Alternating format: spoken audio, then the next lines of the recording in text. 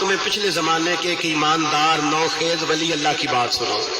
پچھلے زمانے حضور نے فرمایا پچھلے زمانے میں ایک بادشاہ جادو کے زور پہ حکومت کرتا تھا. جب وہ ایک جادوگر اس نے رکھا ہوا تھا تو جادوگر اس کو جادو بتاتا, وہ جادو کے زور پر حکومت کرتا. جادوگر بوڑھا ہو گیا تو کہنے لگا بادشاہ کوئی نوجوان میرے پاس بھیج دے, اب میں بوڑھا ہو گیا ہوں, میرا پتہ کوئی نہیں, کب مر جاؤں. ایک نوجوان کی ڈیوٹی لگائی, بڑا زیرک سمجھدار, اپنے رعایا میں سے چن کے جو ذہین فطرت مزاج بچہ تھا وہ اس نے لگایا. اللہ کے محبوب علیہ الصلوۃ والسلام فرماتے ہیں بچہ جادو سیکھنے لگا, وقت گزرنے لگا. بچہ جب جادو سیکھنے جاتا تو رستے میں ایک راہب بھی تھا جو انجیل جانتا تھا. وہ اللہ اللہ سکھاتا, لوگوں کو حضرت عیسیٰ علیہ السلام کی تعلیمات سے آگاہ کرتا. اس نے دیکھا کہ یہاں بھی لوگ اکٹھے ہیں تو وہ بچہ اس راہب کے پاس بھی اٹھنے بیٹھنے لگا. اب جب اس کے ساتھ اس کی گفتگو بڑھنے لگی تو اس کو باتوں میں لذت آنے لگی. اس نے راہب نے پوچھا کہ تو کون ہے اور کس طرح سے آیا ہے, کیا تیرا معاملہ ہے؟ اس نے کہا جی میں جادو سیکھنے جاتا ہوں, تو آپ کی باتیں مجھے بڑی اچھی لگتی ہیں. اس نے کہا دین سیکھ. جادو سیکھنے والے کافر ہو جاتے ہیں, قرآن و دین سیکھنے والوں کو اللہ کامل ایمان عطا فرماتا ہے. فرمایا یہ سیکھ. بچہ بیٹھنے لگا, اس کے پاس آنے لگا, باتیں دل میں گھر کرنے لگی. ایک وقت آیا کہ مسلمان ہو گیا. اور مسلمان کیسے ہوا؟ بچہ کہتا میں تجربہ کر کے ہوا. اب میں تھوڑا سا وقت جادوگر کے پاس بھی جاتا اور باقی سارا وقت وہاں بیٹھتا. میں ایک دن جا رہا تھا تو رستے میں اژدہا تھا, بہت بڑا سانپ تھا, رستہ روک کے کھڑا تھا. یہ حضور نے بیان کی حدیث. نبی پاک صلی اللہ علیہ وسلم فرماتے ہیں بچہ کہتا ہے کہ رستے کے اندر سانپ ہے, رستے بند ہے, لوگ چھتوں درختوں پہ چڑھے ہیں, راش ہے. کہتے چھوٹا سا روڑا میں نے اٹھایا تو میں نے کہا اللہ اگر جادوگر سچا ہے تو اسے مار دے. چھوٹا سا روڑا میں نے پھینکا, اژدہا کوئی نہ مرا. پھر چھوٹا روڑا اٹھایا, میں نے کہا اللہ اگر وہ عالم سچا ہے تو اسے مار دے. اب جب میں نے روڑا مارا تو اژدہا مر گیا. میرے اندر سے گواہی آئی نہیں دین کی باتیں سچی ہیں, نہیں قرآن کی باتیں اسلام سمجھانے کے لیے عرض کر رہا ہوں. اگرچہ اس دور میں انجیل تھی, اللہ رسول کی باتیں اچھی ہیں. کہتے میں مسلمان ہو گیا. اب میں نے راہب کے پاس ہی رہنا شروع کر دیا, جادوگر کے پاس چھوڑ دیا. اس بچے نے آنا. بادشاہ پوچھتا کہاں زیادہ وقت گزارتے ہو, تو وہ بات بول کر دیتا. وقت تیزی سے بڑھنے لگا. اللہ نے اس نوجوان میں طاقت پیدا کر دی.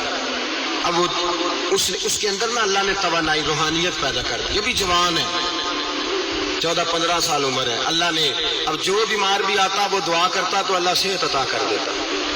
جو بھی آتا. بادشاہ کا ایک درباری تھا, بادشاہ کو پنکھا جلتا تھا, وہ اندھا ہو گیا. کوئی ایسی تکلیف آئی کہ نابینا ہو گیا. بڑے علاج کرائے, شفا نہیں ہوئی. کسی نے اس بچے کا پتہ بتایا کانوں میں. اس کے پاس گیا تو بچہ کہنے لگا شفا تو ہو جائے گی پر کلمہ پڑھنا پڑے گا, مسلمان ہونا پڑے گا. جس پیغمبر کا میں غلام ہوں تجھے بھی بننا پڑے گا, دین پہ عمل کرنا پڑے گا, اللہ شفا دیتا ہے. اس نے کہا تو مجھے کلمہ پڑھا, مجھے شفا دے, میں تیار ہوں. اس نے کہا شفا تو اللہ دیتا ہے.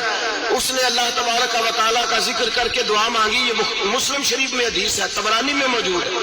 اللہ نے اسے شفا دی, اس نے کلمہ پڑھنا شروع کر دیا.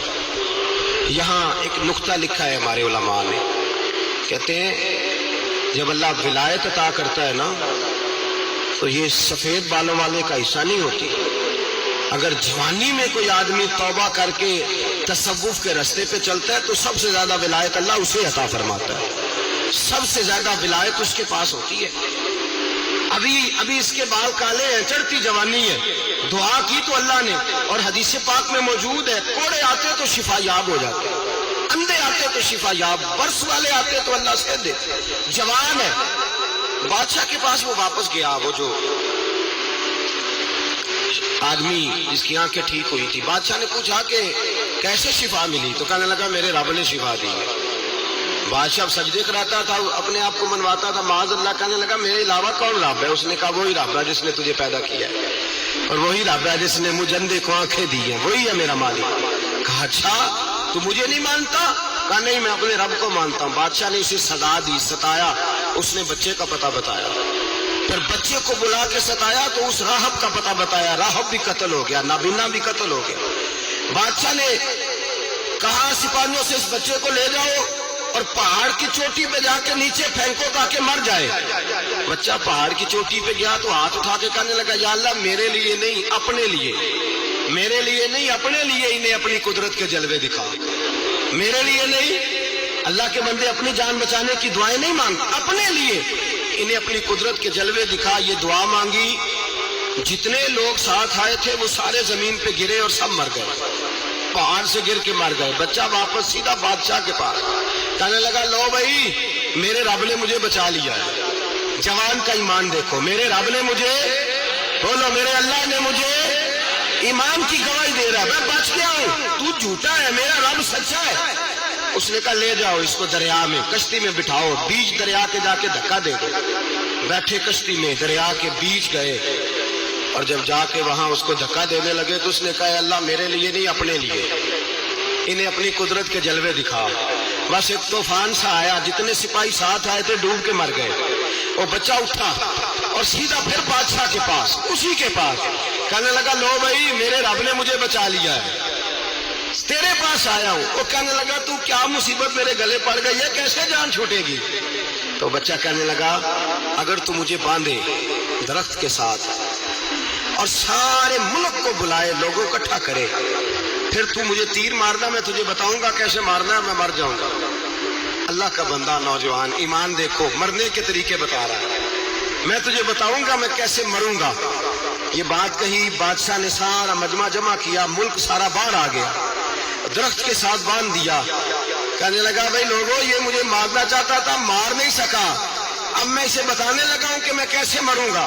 اسے کہو جب تیر مارے تو ساتھ میرے رب کا نام بھی لے، میں اپنے رب کے نام پہ جان دوں گا، ایمان کی پختگی میں اللہ کے نام پر جان دوں گا۔ اسے کہو رب کے نام پہ مارے، مر جاؤں گا۔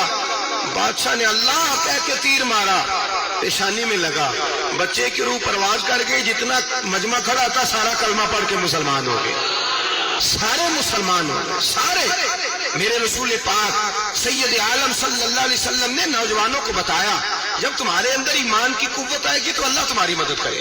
فرمایا وہ نوخیز ولی تھا، ابھی جوان رانا تھا، ابھی اس کی پیشانی پر جوانی کے آثار تھے، لیکن اسے اللہ کو راضی کیا، رب کریم کو راضی۔ ولایت کا مطلب بڑھاپا نہیں، ولایت کا مطلب وہ نہیں کہ جب بڑا لمبا وقت گزر جائے تو پھر آدمی آئے کہ نہیں اب کیا کرنا ہے، اب مسجد ہی ہے، اب تو اس کے علاوہ گزارا ہی کوئی نہیں۔ تو اس وقت کا آنا اللہ کی بارگاہ میں قبول تو ہے، لیکن شاباشی اسی کو ملتی ہے جو جوانی کا وقت